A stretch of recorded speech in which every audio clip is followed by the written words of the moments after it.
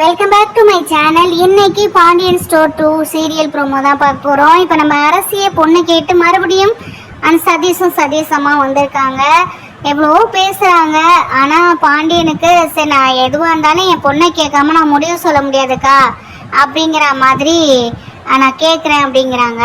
என்னப்பா நாங்களே பொண்ணு கேட்டு வந்திருக்கோம், நீ இப்படி தயங்கிறியப்பா ஊன்னு சொல்லாமல், என்னப்பா 10 லட்சம் வாங்கிட்டு போயிட்டேன்னு கோவமா இருக்கியா அப்படிங்கிற மாதிரிலாம் அவங்க கேட்டுட்டு இருக்காங்க. ஐயோ அக்கா அதெல்லாம் ஒன்றும் இல்லைக்கா, இது அரசியோட கல்யாண முடிவுக்கா, ஏற்கனவே ஒரு தடவை நின்றுடுச்சு. இப்போ எதுவாக இருந்தாலும் அதை கேட்காம முடிவு சொல்ல முடியாதுக்கா, கொஞ்ச நேரம் இருங்க நான் எல்லாத்தையும் கேட்டுட்டு சொல்கிறேங்கிறாரு. டக்குன்னு கோமதி பேச வராங்க. இல்லை கோமதி, இது அரசியோட விஷயம், அரசி தான் பேசணும் அப்படிங்கிற மாதிரி இவர் அரசிகிட்ட பேசுறதுக்கு போகிறாரு. இவங்க இந்த சதீஷோட அம்மா நிறையவே பேசினாங்க. இப்போ சதீஷுமே அவர் பக்கம் இருக்கிற நியாயம் எல்லாத்தையுமே பாண்டியனுக்கு புரிய வைக்கிறாரு. பாண்டியனுக்கும் ஓகே தான், ஆனால் அரசிகிட்ட கேட்கணும் அப்படின்ட்டு போகிறாரு. இப்போ இதெல்லாம் சுகன்யா அந்த வீட்டில் சொல்லணும் அப்படின்னு நினைக்கிறாங்க. அதுக்குள்ளே அந்த வீட்டை காட்டுறாங்க. இப்போ நம்ம குமாரை நினச்சி அவங்க வடிவு மாறிலாம் ரொம்ப ஃபீல் பண்ணிட்டு இருக்காங்க. குமார் சாப்பிடவே மாட்டேங்கிறான், அவன் எதையோ நினச்சி மறுவிட்டே இருக்கான். கேஸ்லேருந்து தப்பிச்சு வந்தாலும் ஆள் என்னமோ எதையோ நினச்சி ஃபீல் பண்ணிகிட்டே தான் இருக்கான் அப்படிங்கிற மாதிரிலாம் மாறி சொல்லிட்டு இருக்காங்க. அதுக்குன்னே அவங்க அம்மாச்சி சொல்கிறாங்க, சரி விடு மாறி, சின்ன பிள்ளைய அவன் பார்த்துப்பான், சாப்பிடுவான், அவன் வேற ஒரு விஷயத்தை தயங்கிட்டு இருக்கான், வேற ஒன்றும் இல்லை, அவனை தொந்தரவுலாம் பண்ணாத, ஏதோ இந்த அளவுக்கு அவன் மனசு மாதிரி வந்திருக்கானே நம்ம சந்தோஷப்படணும் அப்படின்ட்டு சமாதானப்படுத்துகிறாங்க மாறிய நம்ம அப்பத்தா. இப்போ இப்போ வடிவுமே அதான் பேசிகிட்டு இருக்காங்க. என்னதான் இருந்தாலும் அவன் தப்பு பண்ணிட்டான், தப்பு பண்ணாலும் அதை திரும்பி யோசிச்சுட்டு இருக்கானே, அது வரைக்கும் நம்ம சந்தோஷப்பட்டுக்க வேண்டியதான், திருப்பி வேற அந்த பிரச்சனைக்கு அவன் போகக்கூடாது அப்படிங்கிற மாதிரிலாம் வீட்டில் பேசிகிட்டு இருக்காங்க. இதெல்லாம் கேட்குற குமாரும் ஒரு மாதிரி ஃபீல் பண்ணுறாரு. மாடியில் தான் எல்லாத்தையும் கேட்டு நின்றுட்டு இருக்காரு. இந்த நேரம் இங்கேருந்து சுகன்யா வேங்க விளையாடுறாங்க. இந்த மாதிரி சாப்பாடு தோசையா அப்படிங்கவும், நெய்லாம் நிறைய ஊற்றிருக்கு அப்படிங்கிறாங்க. மாறி உடனே குமாருக்காக எடுத்துக்கோனேன், அவன் சாப்பிட மாட்டான்ட்டான் அப்படிங்கவும், ஓ குமாருக்காக ஊற்றின தோசையா, ரொம்ப ஸ்பெஷலான தோசை தான், நெய் தோசை அப்படின்ட்டு வேகமாக சாப்பிட்டுட்டு இருக்காங்க. உடனே அப்பதான் சொல்கிறாங்க, தொண்டை அடைச்சிக்க போகுது, என் பொண்ணு என்ன உனக்கு சாப்பாடை போடாமல் இருக்கா அப்படிங்கவும், அதெல்லாம் போட்டுட்டு தான் இருக்காங்க, தோசையை பார்த்தா தான் ஆசை வந்துச்சு, நான் கூட ஒரு முக்கியமான விஷயம் சொல்கிறதுக்கு தான் வந்தேன், இந்த மாதிரி அரசியை பொண்ணு கேட்டு வந்திருக்காங்க அப்படிங்கவும், யார் அப்படிங்கிறாங்க.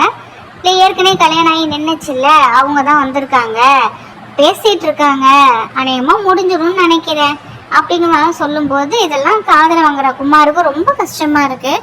அப்படியே ஃபீல் பண்ணிகிட்டே போயிடுறாரு. உடனே மாறி சொல்கிறாங்க, நல்லா இருக்கட்டும் அந்த பொண்ணு, சந்தோஷமாக இருக்கட்டும், அவன் மனசுக்கு பிடிச்ச வாழ்க்கை கிடைச்சி அவன் நல்லா இருக்கணும் அப்படின்னு சொல்லிட்டு வாழ்த்தெல்லாம் செய்கிறாங்க. இதெல்லாம் கேட்குற அப்பத்தாவுக்கு அது ஒரு மாதிரி கஷ்டமாகவே இருக்குது. திரும்பவும் நம்ம பாண்டியன் வீட்டை காட்டுறாங்க. இப்போ பாண்டியன் அரசிகிட்ட பேசிகிட்டு இருக்காரு. அரசி, இந்த மாதிரி உனக்கு என்ன விருப்பமோ நீ சொல்லுமா, நீ கல்யாணம் பண்ணிக்கனாலும் சரி, இல்லை மேற்கொண்டு வேறு ஏதாவது செய்யணாலும் சரி, உன் விருப்பம் இல்லாமல் அப்பா நான் எதுவுமே பண்ண மாட்டேன் அப்படிங்கிற மாதிரிலாம் எல்லாத்தையுமே சொல்கிறாரு. எனக்கு ரொம்ப சந்தோஷமாக இருக்குப்பா, என்னை நீங்கள் நம்புறீங்களே அதுவே எனக்கு சந்தோஷம், இருந்தாலும் எல்லாரோட நம்பிக்கையும் நான் ஒட்டு மொத்தமாக என் கல்யாணத்தில் போட்டு உடைச்சிட்டேன், இனிமேல் நான் எல்லாரோட நம்பிக்கையும் சம்பாதிக்கணும், நான் உங்களோட அம்மாவோட அண்ணிங்களோட சந்தோஷமாக இருக்கணும்ப்பா, நான் இந்த டிகிரி பேச்சுலர் டிகிரி முடிக்கணும், மாஸ்டர் டிகிரியும் பண்ணணும், ஜாபுக்கு போகணும், ஒரு 4 வருஷமாவது போடணும்ப்பா, எனக்கு இப்போ கல்யாணம்லாம் வேண்டாம் அப்படிங்கிற மாதிரிலாம் பேசிகிட்டு இருக்காங்க. இதை பார்க்குற பாண்டிக்கு கொஞ்சம் அதிர்ச்சி தான் ஆகுது.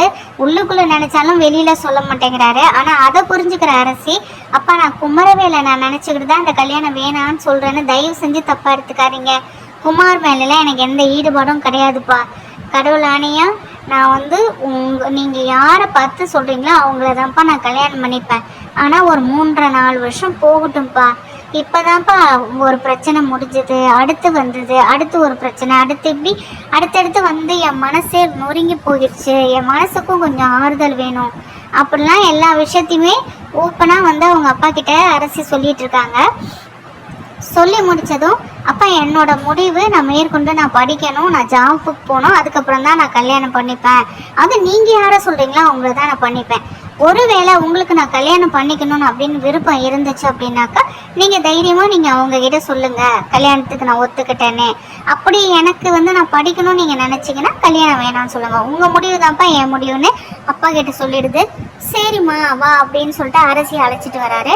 இதை பார்க்குற நம்ம சதீஷோட அம்மா, என்ன தம்பி டக்குன்னு நானா வந்து கேட்குறேன், கல்யாணம் நின்று இருக்கு, எல்லாத்தையும் மறந்துட்டு வந்து கேட்குறேன், ஒன்றும் சொல்லாமல் நீ இப்படிலே போனேன், உன் பொண்ணோட பேசிட்டு வர, என்ன பேசுனீங்க அப்பா உன் பொண்ணும் அப்படிங்கிற மாதிரி சதீஷ் அம்மா கேட்குறாங்க. அப்படிலாம் ஒன்றும் இல்லைக்கா, எல்லாத்தையும் மறந்துட்டு நீயே வந்து பேசுறது எனக்கு சந்தோஷம்தான்க்கா. யாராக இருந்தாலும் வந்து இந்த மாதிரி சொல்லுவாங்களான்னு எனக்கு தெரியல. ஆனால் நீ வந்து சொன்னது எனக்கு ஆறுதலாக தான்க்கா இருக்குது. ஆனால் என் பொண்ணு இப்போதைக்கு கல்யாணம் வேணாங்குது, என் பொண்ணுக்கு இப்போதைக்கு கல்யாணம் வேணாம், அது படிக்கணுங்குது, அது படிக்கணும், ஜாபுக்கு போகணும், அதுக்கப்புறம் தான் கல்யாணங்குது. ஒருவேளை அது வரைக்கும் உன் பையன் கல்யாணம் ஆகாமல் இருந்தால் நான் வந்து பார்க்கலாம் அப்படின்னு சொல்கிறாரு. அதுக்காக வந்து உன் பையனை நான் வெயிட் பண்ண சொன்னேன்னா நீ நினச்சிக்காத, அந்த மாதிரி ஒரு சூழ்நிலை இருந்ததுன்னா நடக்கட்டும், என்ன நடக்கணும் விதி இருக்கோ அது நடக்கட்டும் அப்படிங்கிறாரு.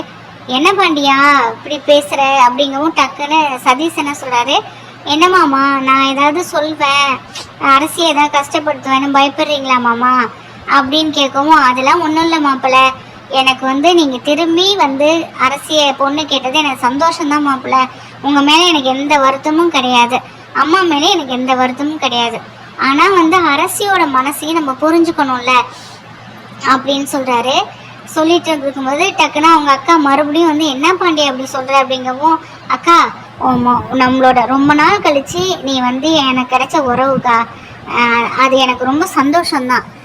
நாளைக்கு உன் பிள்ளைக்கு இது கல்யாணம்னு சொன்னீங்கன்னா நான் இல்லை என் குடும்பமே வந்து தாய் மாமா சீரை செஞ்சு எல்லாத்தையும் டேரக்டாக செஞ்சுட்டு தான் நான் வருவேன்.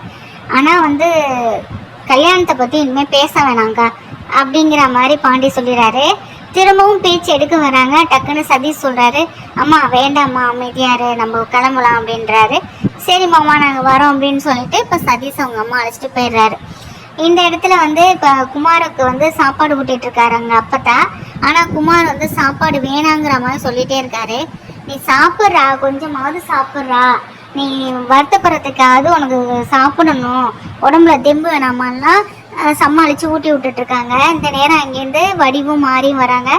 மாறி வந்து தோசை வைக்கவும் இதுவே அவன் சாப்பிட மாட்டான் அப்படிங்கவும் மாறி சொல்கிறாங்க, நீ ஃபீல் பண்ணுறதுக்காவது உடம்புல தெம்பு வேணும்ல, சாப்பிடு அப்படிங்கிறாங்க.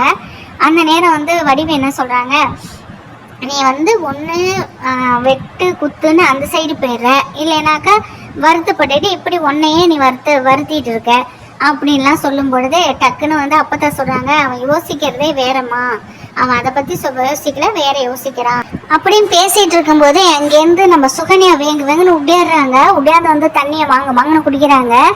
குடிச்சிட்டு என்னடி ஏன் இப்படி உடையாடுற, என்னன்னு கேட்குறாங்க அப்பத்தா. ஐயோ அப்பத்தா பொண்ணு பார்க்க வந்தாங்கல்ல, அவங்கள்ட்ட இவ அரசி வந்து வேணாம், இப்போ கல்யாணம் வேணான்னு சொல்லிட்டா, அவங்களும் அதே மாதிரி மாமாவும் அதே மாதிரி அண்ணனும் அதே மாதிரி சொல்லிட்டாங்க, அரசி அப்பாவும்.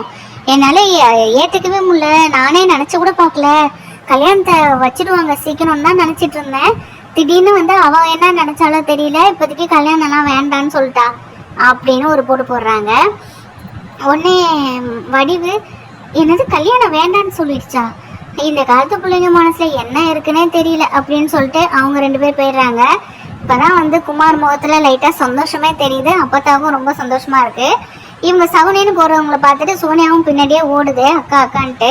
இந்த இடத்துல வந்து அப்பதான் சொல்கிறாங்க, உன் மனசில் அரசியை வச்சுக்கிட்டு நீ கல்யாணம் வேணான்ட்ட, இப்போ அரசி எதுக்காக கல்யாணத்தை நிப்பாட்டினான்னு தெரியல, அதை கண்டுபிடிக்கிறேன் அப்படின்னு சொல்கிறாங்க. குமாருக்கு ரொம்ப சந்தோஷமாக இருக்குது. இப்போ குமார் என்ன நினச்சிக்கிறாரு, தன்னை வந்து திரும்பவும் அரசு ஏற்றுப்பா அப்படிங்கிற மாதிரி அவர் நினச்சிட்ருக்காரு. ஆனால் அது கிடையாது உண்மை. அரசு வந்து படிக்கணும், வேலைக்கு போகணும் அப்படிங்கிறதுல அவங்க உறுதியாக இருக்காங்க. இனி வரப்போகிற எபிசோட் எப்படி இருக்குன்னு பார்க்கலாம்.